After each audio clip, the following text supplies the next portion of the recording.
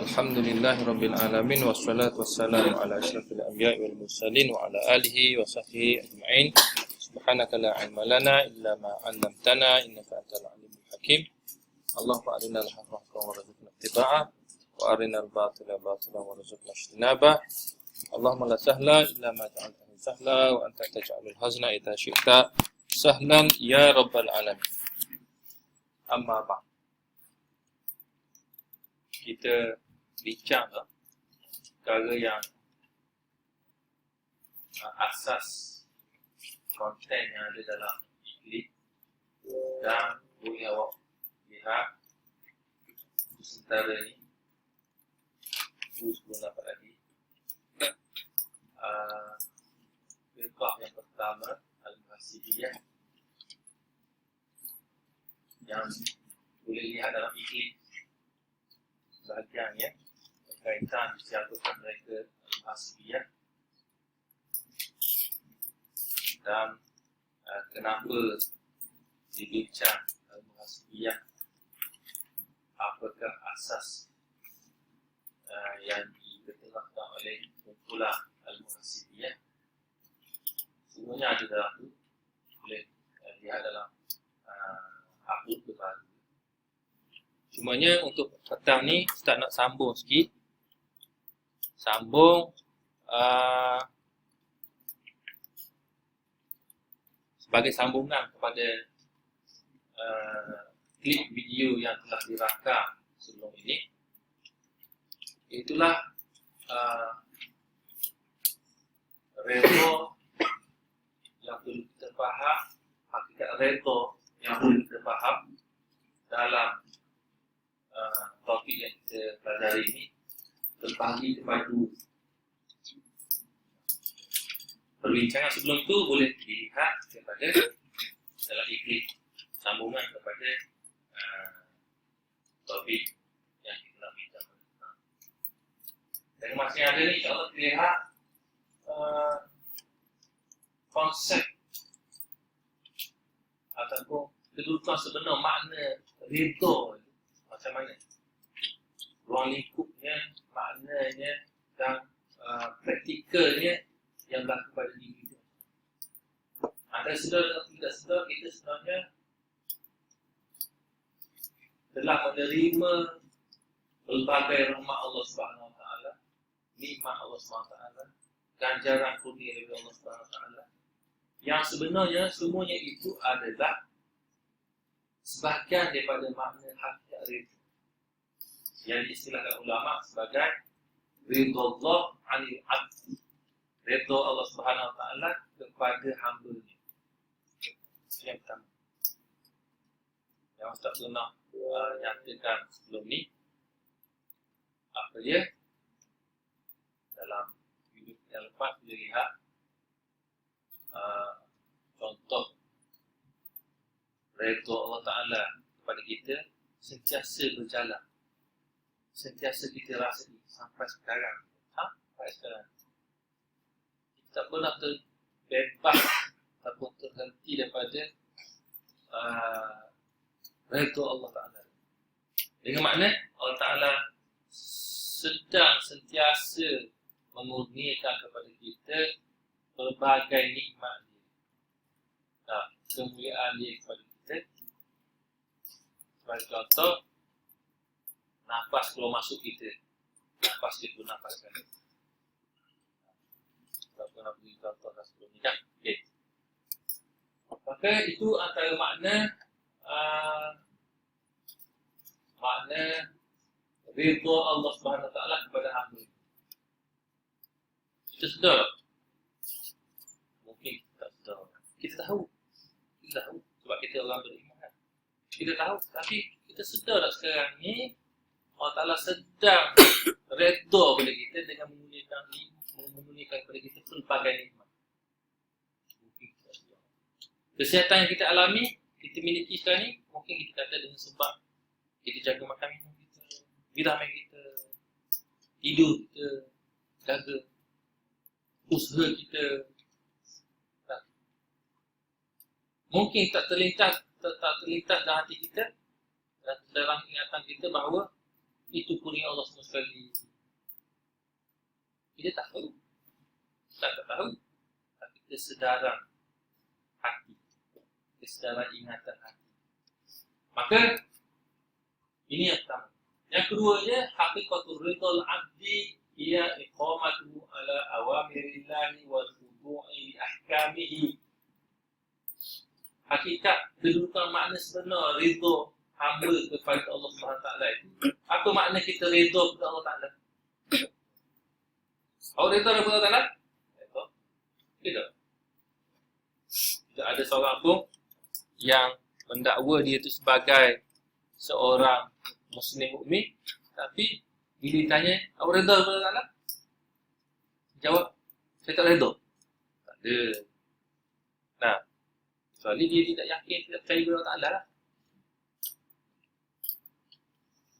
Ataupun dia terbelenggu dengan tuntutan hawa nafsu dia, sehingga dia mengungkapkan kata-kata tu di luar kawalan dia, tak boleh tidak kawal, tak boleh tak terima sangat. Nah, mungkin begitu.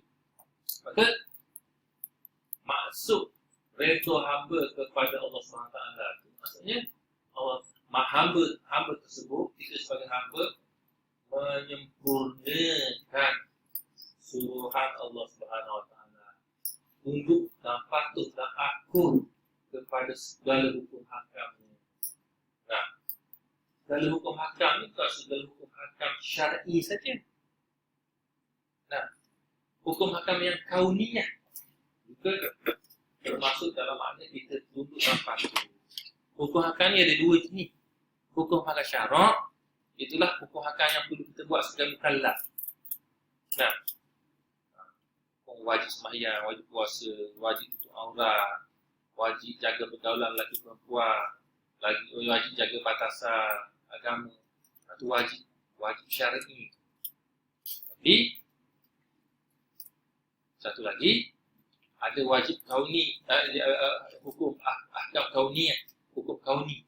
Kauni ni maksudnya ketentuan Allah Subhanahu Wa Taala. Awak baik, awak sihat, awak sakit, kan? Tu awak kena terima juga. Awak kena redha terima. Terima awak jadi sakit ke, awak jadi baik, awak jadi seseorang yang disukai orang ramai ke, dibenci oleh orang ramai ke. Nah, semuanya sekali itu termasuk dalam tunduk dan patuh kepada hukum hakam Allah. Nah, maka bila kita boleh menyempurnakan tuntutan suruhan Allah Ta'ala itu, iqamah, menyempurnakan. Bukan iqamah dengan makna mengadakan. Iqamatus solah, menyempurnakan sembahyang. Bukan mengadakan sembahyang. Bukan ijadus solah. Kalau ijadus solah, mengadakan sembahyang. Asal sembahyang. Nah, main lagi? Tak main. 1-3 minit dulu kan. Jadi bukan sekadar mengadakan sembahyang, tapi iqamatus solat, menyempurnakan sembahyang. Maka dulu dibuat oleh hamba. Bila buat tu barulah timbul makna haqiqatul ridhal abdi anillahi azza wa jalla.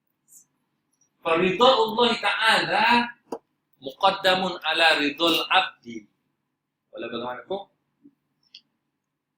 perlu kita sedar bahawa redha Allah Subhanahu Wa Ta'ala mendahului daripada kita redha kepada Allah.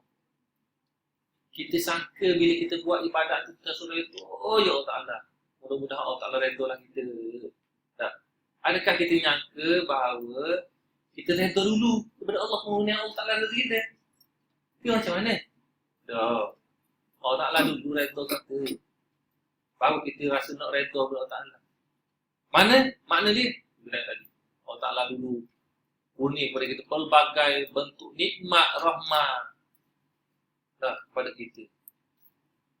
Barulah kita rasa Allah bersyukurnya dengan nikmat Allah Ta'ala ni, kita mau redha Allah Ta'ala. Allah Ta'ala beri dulu kita, kurnia dulu. Radhiyallahu anhum Warabu an radhiyallahu anhu dulu. Allah Ta'ala kata, Allah Ta'ala redha dulu. Jadi, bila kita sedar bahawa Allah Subhanahu Ta'ala redha kita dulu sebagai hamba, bukan kita mendahului Allah Ta'ala meredai kita, semakin kuatlah tautan hati kita kepada Allah. Sepatutnya semakin teguhlah rasa yakin kita kepada Allah Ta'ala, rasa nak kita kepada Allah Ta'ala, tak? Rasa ingin berhadap hati kita kepada Allah Ta'ala. Sepatutnya. Kenapa? Sebab kita sedar bahawa keredaan aku yang redha kepada Allah Ta'ala ni sebenarnya hakikatnya Allah Ta'ala redha aku dulu. Kalau tak Allah Ta'ala redha aku, tak boleh aku nak redha Allah Ta'ala. Tak? Kalau tidak dikurnia Allah Ta'ala kurnia kepada aku pelbagai rahmatnya yang diredha dengannya kepada kita, sudah pasti kita tak mampu. Tak mampu untuk merasa redha kepada Allah Ta'ala. Dan kan Rasulullah beritahu dah, zaqa ta'mal iman, akan mengecapi rasa iman. Iman ni dia rasa manis. Nah, rasa ada kemanisan iman tu. Tapi kalau kita tak kecap dia, memang kita tak rasa. Kita tak sedar dia, memang kita tak rasa. Tapi bila kita boleh kecapi rasa iman tu, bila kita redha Allah Ta'ala sebagai Tuhan. Man radiya billahi rabba, redha sangat Allah Ta'ala sebagai Tuhan. Macam mana nak redha sangat Allah Ta'ala sebagai Tuhan tu? Jadi kena menyempurnakan hak Allah, baru timbul rasa suka dengan Allah. Tapi kalau awak tak boleh sempurnakan hak Allah Ta'ala, ataupun hak Allah Ta'ala di depan mata awak tapi awak tak sempurnakan dia, awak akan rasa terbuku, rasa berat nak menunaikan hak Allah Ta'ala. Maka rasa berat tu sebenarnya tidak ada kemanisan iman, tidak timbul kemanisan iman. Siapa yang boleh rasa ini? Kita sendiri. Kita sendiri yang boleh rasa, kita sendiri yang boleh kecapi. Setiap kali yang bertentangan yang kita hadapi dia, yang ada satu jalan untuk hak Allah Ta'ala, satu jalan hak nafsu kita. Hak mana kita dahulukan, hak mana kita utamakan. Maka cara itu sebenarnya menimbulkan rasa iman kita kepada Allah Ta'ala, memupuk rasa redha kita kepada Allah Ta'ala. Tapi kalau kita tidak menghadapi perkara itu, kita tidak memupuk dengan cara itu, sudah pasti kita tak akan terasa, makna iman yang disabdakan oleh Rasulullah SAW. Dengan sebab itu, perkara ini perlu sangat kita faham sebagai asas kepada makna hakikat ridha. Kenapa? Li'annahu ma lam yakun tawfiquhu jalla jalaluhu fa innal 'abda la yakhda'u li ahli hukmihi wa la yuqimu ala muradihi ta'ala wa taqaddasa. Kenapa begitu? Kerana selama mana seorang hamba itu taufik dan hidayah Allah Subhanahu Taala belum berlaku pada dirinya, belum dikurniakan kepadanya, hamba tu tak mampu nak tunduk kepada hukum hakam Allah Ta'ala, tak patuh kepada Allah Ta'ala. Kita ni rasa boleh patuh kepada Allah Ta'ala ni kenapa? Kerana Allah Ta'ala kurnia dah kepada kita rasa nak tunduk kepada Allah, rasa nak ikut Allah Ta'ala. Baru kita boleh buat, baru kita boleh melaksanakan kehendak tuntutan Allah Subhanahu Wa Ta'ala. Okey.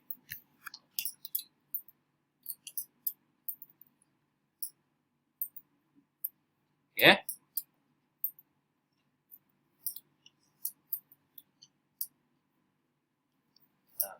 Dan lagi kerana redha hamba berserta dengan redha Allah,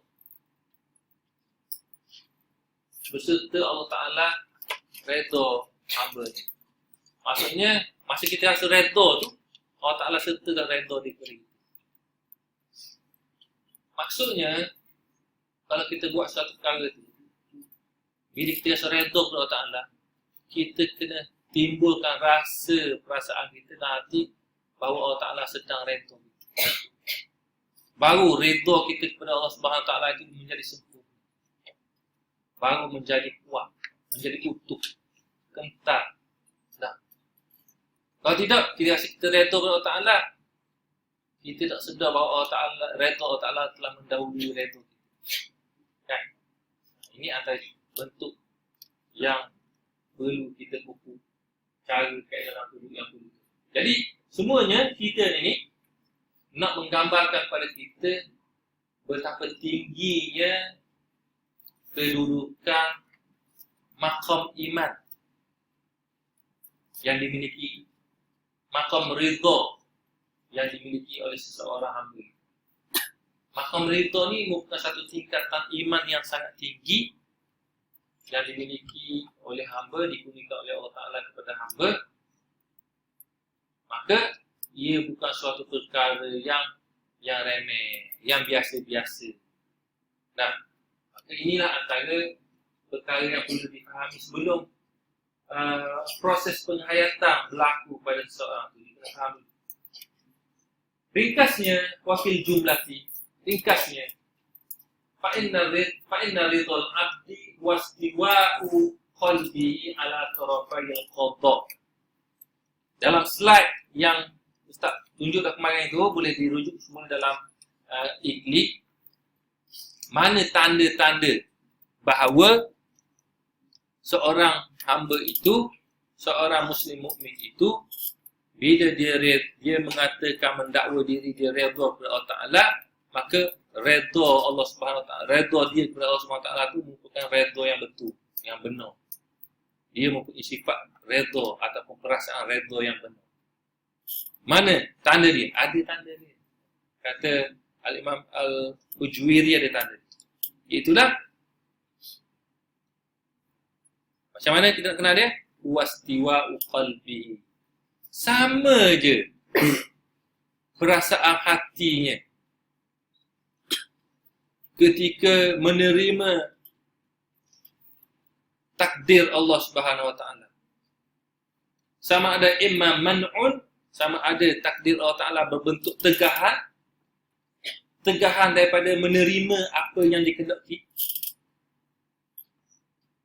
Kita ingin sihat, tapi Allah Ta'ala beri kita sakit.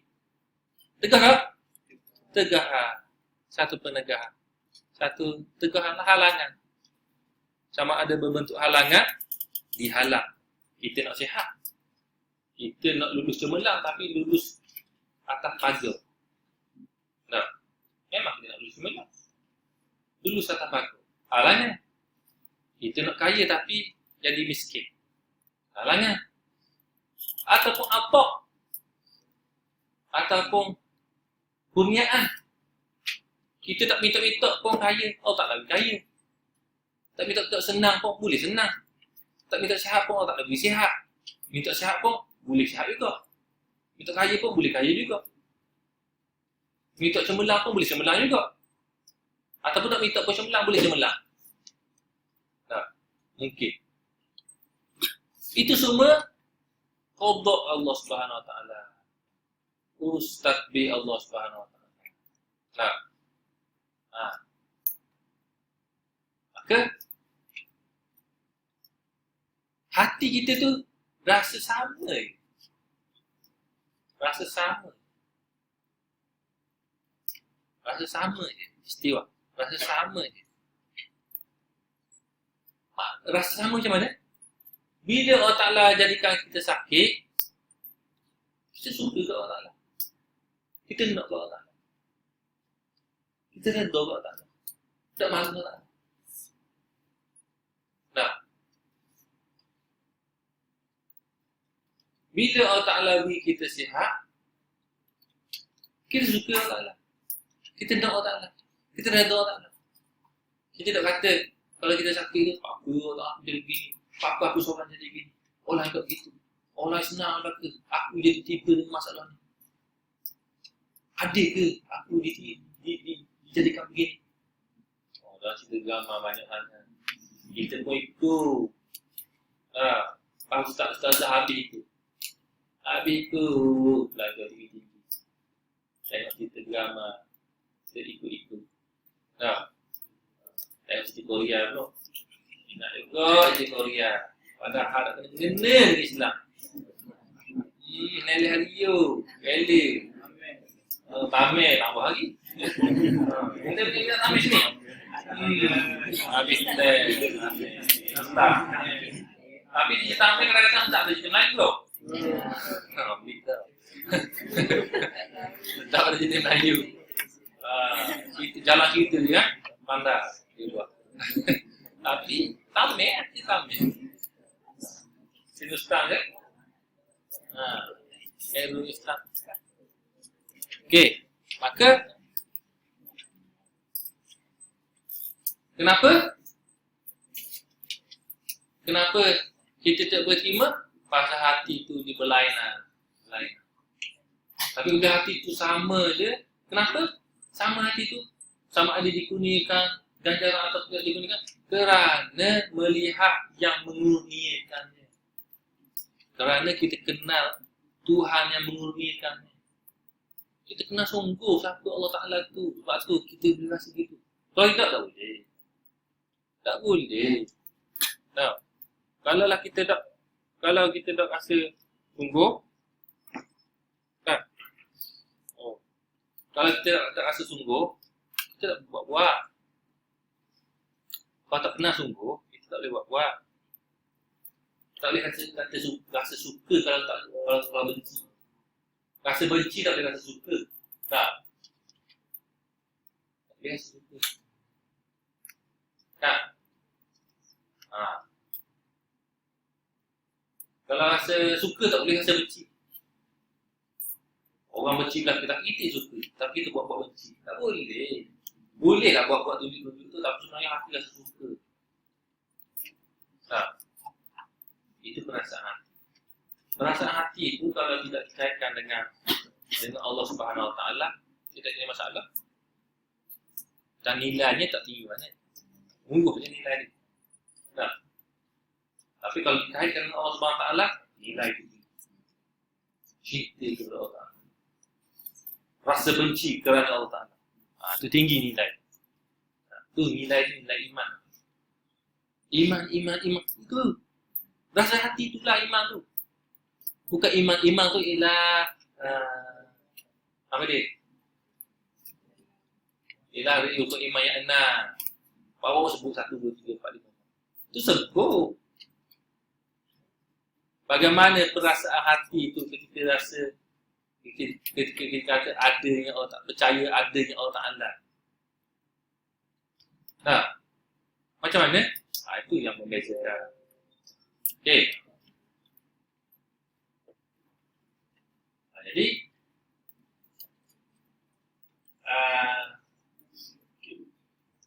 apa ni?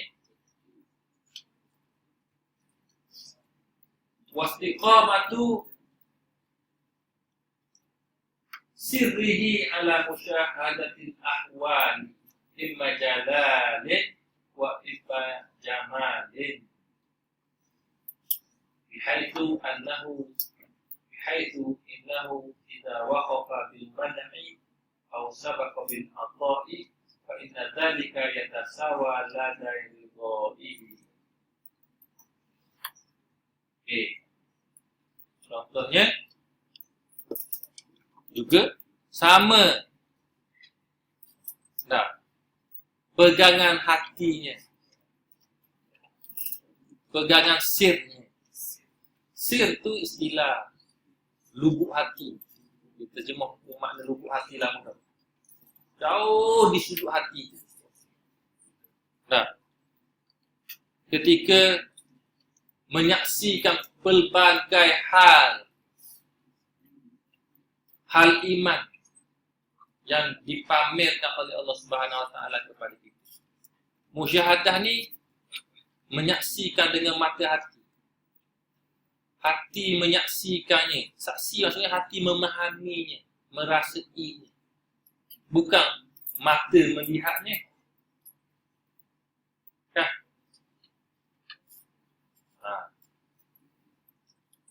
Mana contoh, hati menyaksikan, hati merasakan.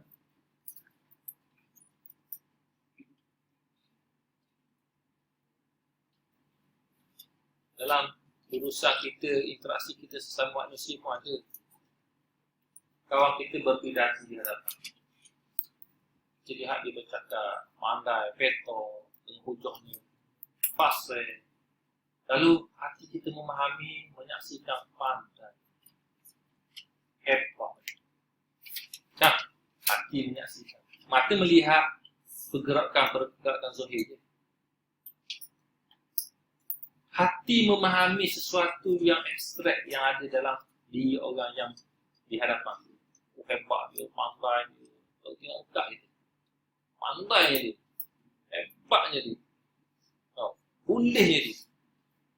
Hati kita menyaksikan. Itu musyahadah. Tapi nilai dia tak tinggi mana. Nilai dia rendah je. Sebab dia berkaitan dengan makhluk. Tapi apabila berkaitan dengan Allah SWT, Allah Ta'ala mempamerkan makna jalal Allah SWT. Makna jalal ni apa dia? Makna keagungan Allah SWT. Keperkasaan Allah Ta'ala. Kehebatan Allah Ta'ala. Kita dalam keadaan sebuah sekarang ni, tiba-tiba sakit. Tak boleh gerak. Sakit. Mati sebelah badan. Stroke. Nah, orang zahir nampak stroke. Pada ketika tu hati kita rasa macam mana? Nampak Allah. Takbirmu ya Allah. Mu je yang jadi aku begini. Mu tarik nikmatmu daripada aku ya Allah. Nampak jalan Allah Ta'ala. Allah Ta'ala tak kira siapa kita. Bila Allah Ta'ala tak tarik nikmat, ditarik dia. Dia tak beritahu. Saya tak tarik nikmat ni, tapi saya tak berani nak tarik awak susah orang tak ada. Nah, awak ni anak datuk itu, datuk ini ke. Anak orang hebat tu, orang hebat ni. Tak ada. Kan? Maka itulah Allah Subhanahu Wa Ta'ala bagi. Allah Ta'ala tarik je. Kita pun merasai, memahami dengan hati kita, merasai makna perkasa yang Allah Ta'ala tak pandang kepada kita satu-satu. Hebat kita. Kalau kita buat banyak ibadat selepon, Allah Ta'ala jadi sakit. Sakit juga. Kalau kita doa banyak mana pun, Allah Ta'ala jadi sakit juga. Sebagai contoh. Maka hati kita memandang jalal Allah Ta'ala, keagungan Allah Subhanahu Wa Ta'ala, perkasa Allah Subhanahu Wa Ta'ala, sifat jabbar Allah Subhanahu Wa Ta'ala. Maka ini yang dikatakan ketika musyahadatil ahwal. Itu maksudnya. Ataupun jamal. Orang yang sakit kata, sekelah yang sakit kata. Okay, kuat kudi. No. Kuci kuat mari saya tak ni. Tiba-tiba semua habis Jakarta lah ke. Habis kata. Galus sini. Kat hidup dia. Kita seorang hidup dia. Tak ada apa-apa. Tak sakit apa. Nah. Sehat kita. Tak ada apa-apa macam biasa. Lalu hati kita memandang makna kebesaran keagungan Allah Ta'ala, kesempurnaan Allah Ta'ala, lemah lembut Allah Ta'ala, rahmat Allah Ta'ala melimpahi kepada kita, mengatasi orang lain Allah. Rahmat Allah Ta'ala. Tak sakit. Tak nampak aku hebat. Tak nampak aku makan vitamin dua cukup. Cukup 2 cukup. Lagi tak ada. Tak nampak. Tak nampak. Cukup 2 cukup. Tanya-tanya. Okey. Maka itu maksudnya. Hati memandang jamal Allah Ta'ala. Hal iman. Nah, itu contoh saja. Banyak lagi yang lain. Kita setiap detik dan saat 24 jam sentiasa sama ada menerima jalal Allah ataupun menerima jamal Allah. Nah, tapi bagi kita yang rasa tak penting lah ni, kita tak heran. Yang pentingnya aku. Aku ialah aku. Aku dan nafsu. Tu interaksi kita. Ana. Dalam bahasa Arab, ananiyah. Ana. Saya. Orang kata kita sikit, orang kata kita. Orang puji kita sikit, orang puji kita. Kita lagi. Tak nampak Allah Ta'ala. Kenapa kita? Kita. Tak. Dan sebab terlalu banyak kekitaan dalam diri kita menyebabkan tenggelamnya rasa ada Allah Ta'ala. Pudarnya rasa ada Allah Ta'ala dalam diri kita. Tapi bila ditanya, percaya ada Allah Ta'ala? Percaya? Timbul sekejap. Kemudian hilang lagi. Rasa ada kita mengatasi rasa ada Allah Ta'ala. Kenapa? Sebab kita terlalu banyak pupuk diri untuk kita. Untuk diri kita.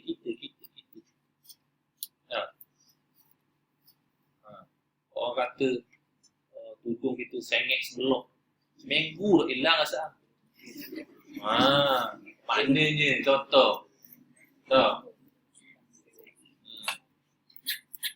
Apa pasal orang kata tubuh kita sengit sebelum?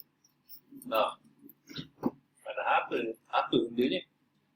Sebab apa? Sebab kita terlalu kuat. Kita tu terlalu kuat dalam diri kita. Okey. Kiaslah benda lain. Maka sama je. Dia terima belaka, suka, comel belaka. Tak ada masa terdetik, masa terima jala tu, apalah katanya bawa sedap nak terima, susah nak terima. Masa Jamal rasa Jamal tu senang. Memang semua senang. Semua terima, suka belaka, reda belaka. Tak ada orang tak suka yang menerima kesenangan ni. Sehat, senang, kenyang. Kenyang lapar kan? Lapar. Kalau kenyang tu, suka je. Tapi kalau jalan ni, rasa lapar. Rasa lapar pun kita rasa. Bukan itu lapar tu. Suka takdir Allah Ta'ala. Takbir Allah Ta'ala. Ini maksud dia. Ini konsep yang nak dipahami sebelum kita bila kita bincang masalah maqam ridha tu. Begitu. Bukan kita makan ridha, perkataan ridha suka. Bukan itu je. Yang ada dalam konteks dia tu. Tuntutan. Okey.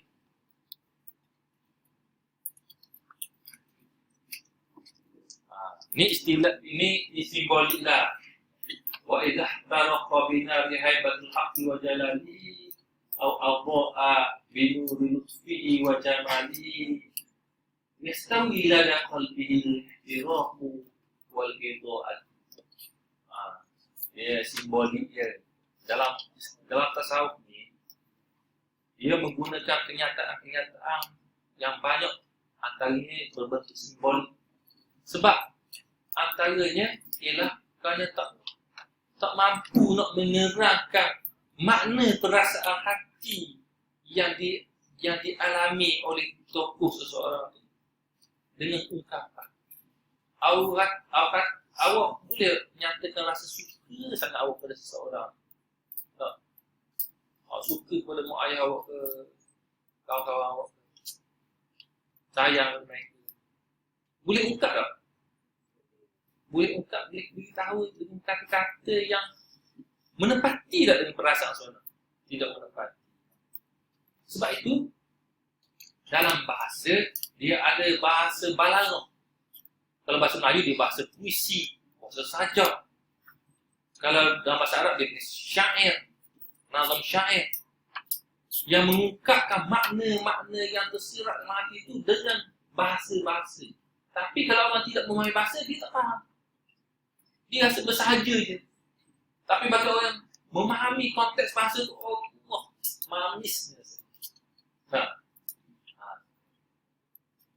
Sebab tu, dalam bahasa Arab, suatu ketika dulu, di zaman jahiliyah dulu, orang yang mahir bersyair, dia didekati dapat mendekati para pemerintah. Sebab dia menjadi senjata.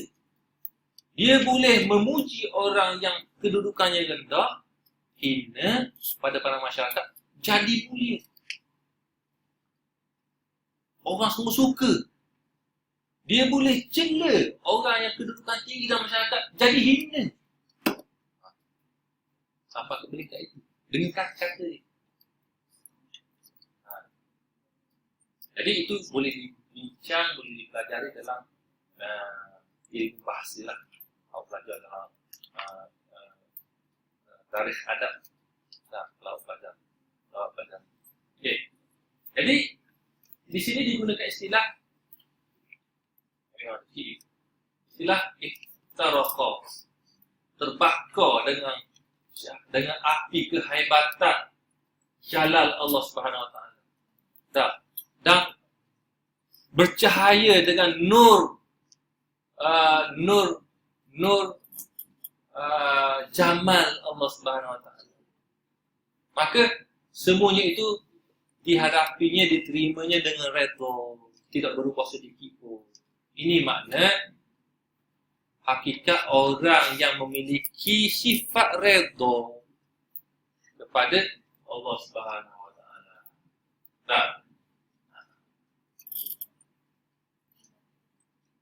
apa begitu?